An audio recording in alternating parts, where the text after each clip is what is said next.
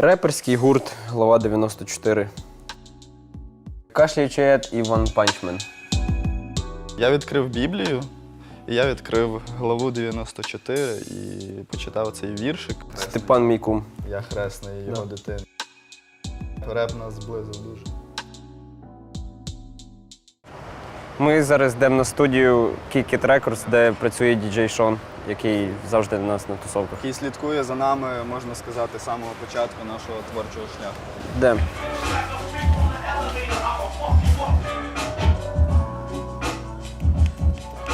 Ладно, я візьму все-таки.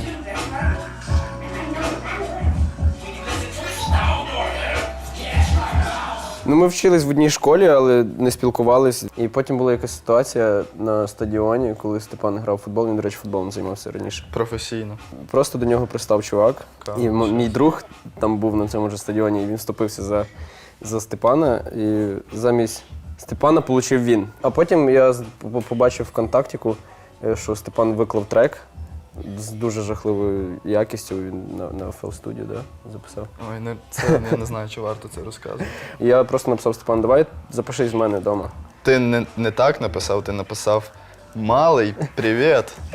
Ну давай тоді запишемо якийсь кусок, чи що? Ну, напевно. Підключу всякі класи. Ми хотіли прогнати цей програмку Стьопи на з тобою. Що, можете попробувати? Все готово. Давай, Степан. А я перший? Ну да, так. Ти перший? Сьогодні я заснув з одною думкою, прокинувся, почистив зуби та в офісі нормальним прикинувся. І задихається. Є! Ну, можеш вирубувати, напевно, я не знаю.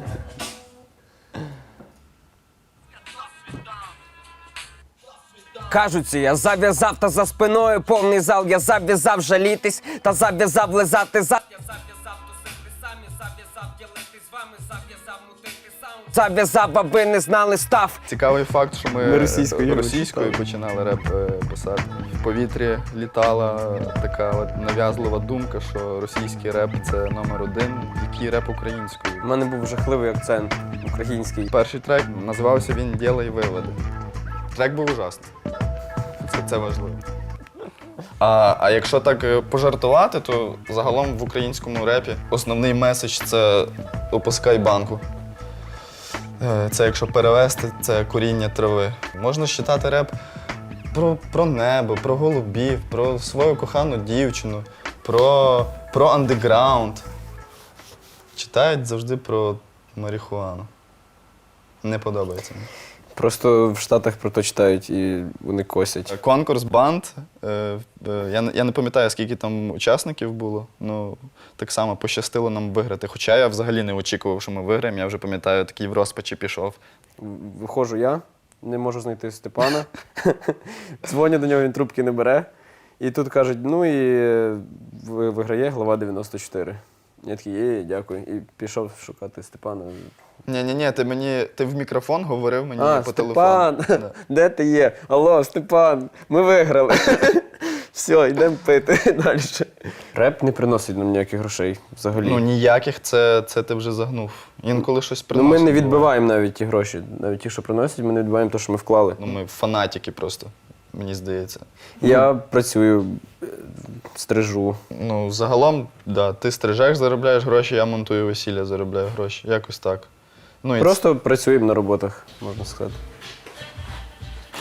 Степан! Іду. Але мені треба згадати, як ним користуватися. Чекай, ти вибрав Сабзіру, вернись.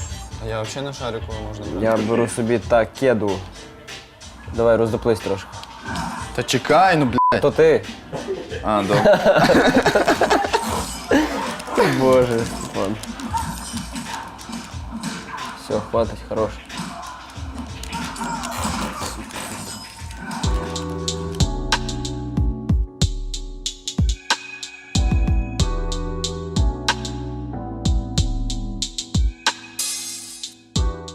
Ми паримося над текстом.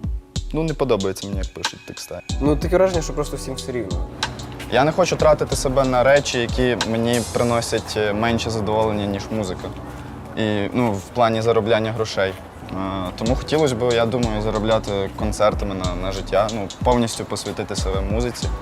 І щодня, коротше, я не знаю, на студії втикати, робити реп. В нас є, в принципі, на меті чуть-чуть поміняти дислокацію. Ну, ми плануємо попробувати, можливо, трохи в Києві щось себе. То йдемо в тупік. Ну тут, як ви бачите, місце таке або випивати, або пісяти. Ну, слава Богу, там не капать. Ну, реп читати це, напевно, саме безобідне, що ми тут робили. Але інколи тут сусіди дуже бушували. І в мене теж це в тексті. Тут ми знімали, дякую. Копали черепа. Репери, бандити всі, їх слухати не бажано. Раніше трохи такі роботи, ну, не знаю, дитячі, що ли. Ми придумали там якісь суперзаморочені сюжети, а в нас не було можливості зняти це так нормально. І, забув, що хотів сказати. Заморочені сюжети. Так, їх було дуже важко відтворити в реальності, і виходило таке, яке виходило. Перші кліпи дуже страшні. Завжди, до речі, ідея якась така просто надзвичайно крута в голові картинка, а виходить, що виходить?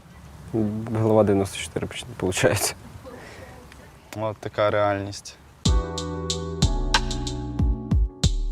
Ну, мені здається, в артиста якийсь такий показник його крутості і взагалі авторитетності – це, напевно, забитий стадіон людьми, які разом з тобою співають в унісон якусь твою пісню. Я думаю, це показник того, що ти крутий. Хотілося б так. Надіюсь, так вийде. Колись можливо. Якщо ми перестанемо тікатись в треках, може. І грузити людей. Да.